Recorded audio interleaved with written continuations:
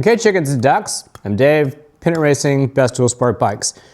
The whole purpose of this video is to ask your help as to where the F did my power go. So, and first and foremost, let me just say thank you for some of your time. I appreciate you watching as a customer, and hopefully you get something cool out of this. Okay, let me explain the situation to you.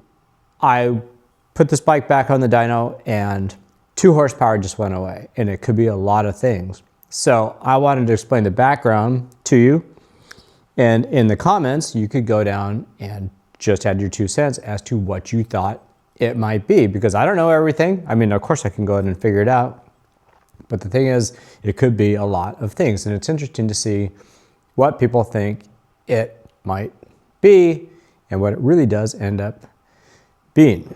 So let me give you the background on the story. I had this bike in Arizona. I went from the XC cylinder to the XCW cylinder. I had never put it on a dyno. I just went out, broke it in, rode it, and yeah, it was spectacular. It was a tractor, everything that I hoped it would be.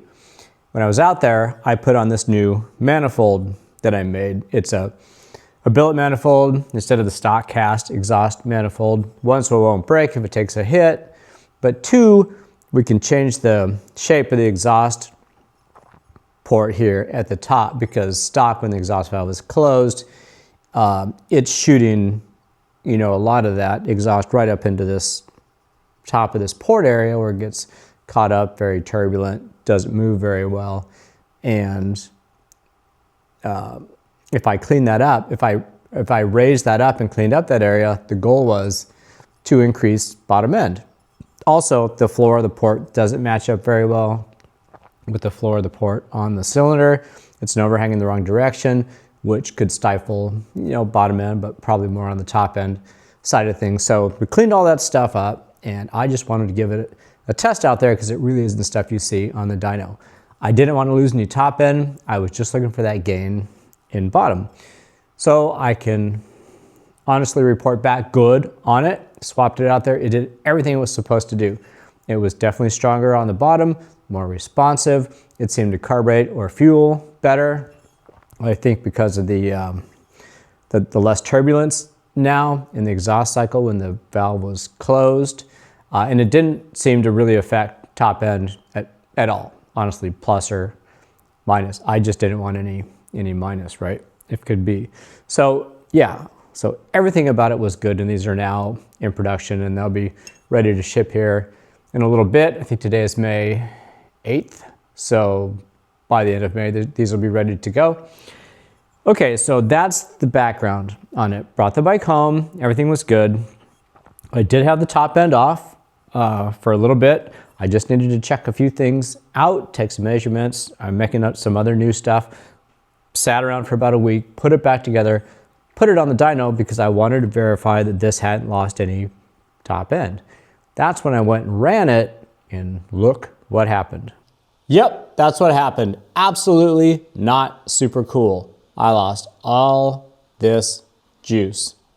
All right, that's a pretty big dump. At that point, I wasn't the happiest.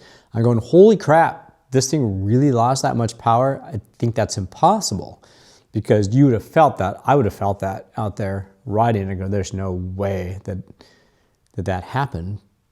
So how would you figure that out? Well, the only way to figure it out was to take it off and go ahead and put the stock manifold back on to see. Okay, we went from this loss to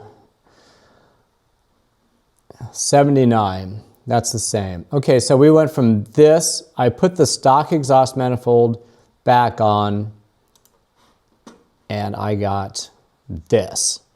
So in a way, it made me feel better. I didn't take that big loss, but I had a loss now versus what it used to be.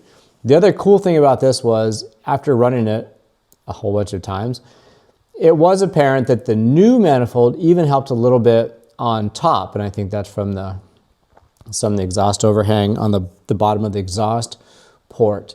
But I mean, it adds up. I mean, it's close to the horsepower all the way up. So that part was good. Now you know what the dilemma is. Where, honestly, do you think it went? Did something happen with the top end? Did something go wrong on the dyno? Did I hit a wrong button on the thing, a wrong correction factor? Did I not put in good material as far as temps or barometric pressures or some of those things? I don't know. Am I sucking air? Now, did something go wrong in the ECU programming? I mean, you know the baseline of what the background of what happened. So yeah, lay it out.